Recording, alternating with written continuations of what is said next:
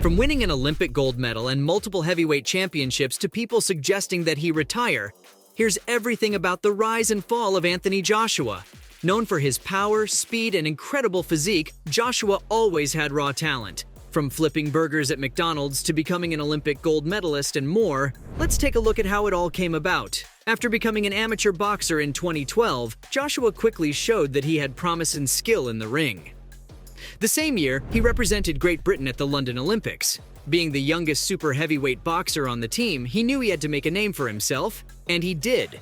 He brought home the gold. And then, without missing a beat, Joshua started his professional career in 2013. He was something else right from the start. With 22 wins and 0 losses to his name, Anthony Joshua was a star in the making. It was still early in his professional career.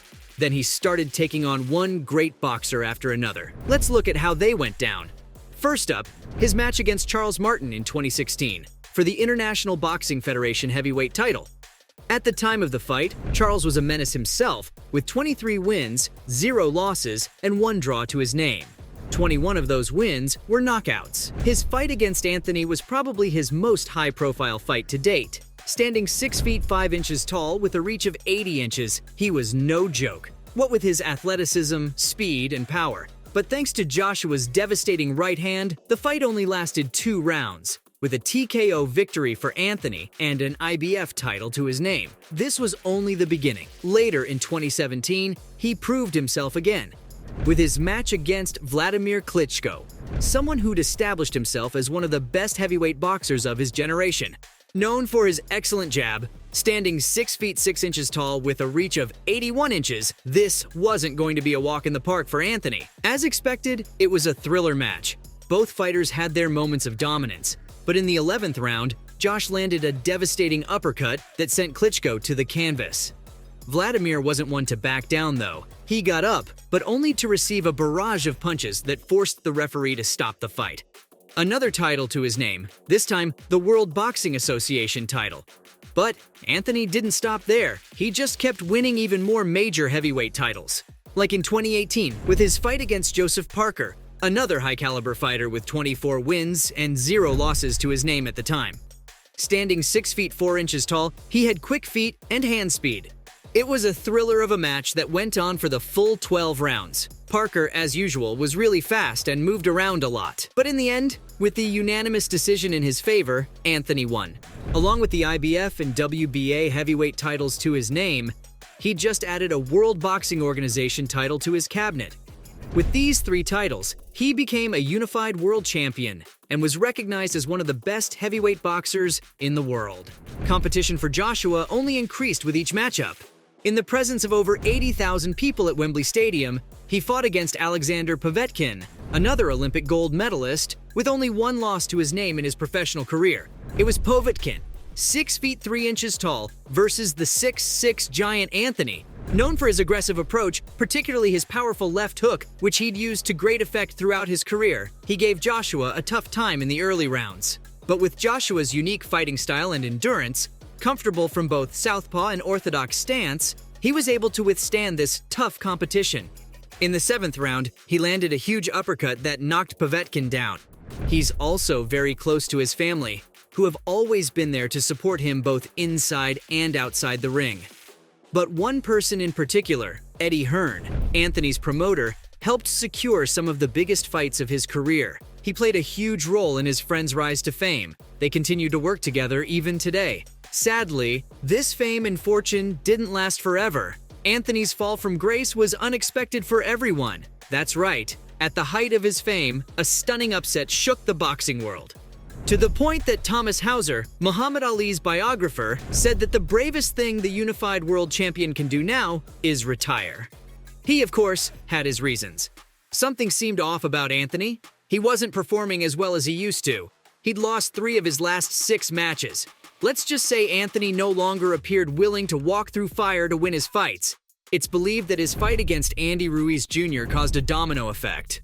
It was 2019, and AJ was the clear favorite. It was supposed to be an easy win. Andy wasn't believed to be nearly as competitive as AJ's previous opponents, but it turned out to be a nightmare for him.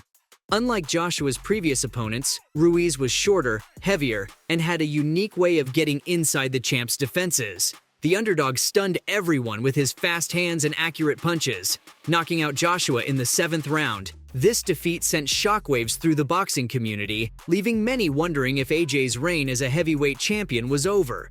For a fighter that had built his reputation as someone invincible, with an impressive record of 22 wins and no losses, as you can imagine, it caused a significant setback for his career and legacy in the ring. It turned out that Joshua was dealing with some issues leading up to the fight that affected his mental state. He'd been dealing with some personal issues, and it's possible that it affected his focus and preparation. The loss really showed how much mental and physical preparation is important in boxing, proving that even the best fighters can be vulnerable to unexpected losses. Anthony had to take some time off for himself after the shocking loss as he prepared for a rematch against Ruiz. A lot depended on this rematch. It was AJ's chance to prove himself and regain his titles. And that's exactly what he did.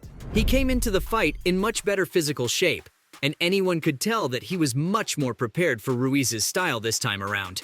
He fought with more discipline, using his jab and footwork to keep Ruiz on his toes. AJ won the fight with a unanimous decision victory. He was back on his feet, and 18 months after his loss to Ruiz, he was ready to take on some of the best fighters out there, starting with his match against Kubrat Pulev, the Cobra, at the end of 2020.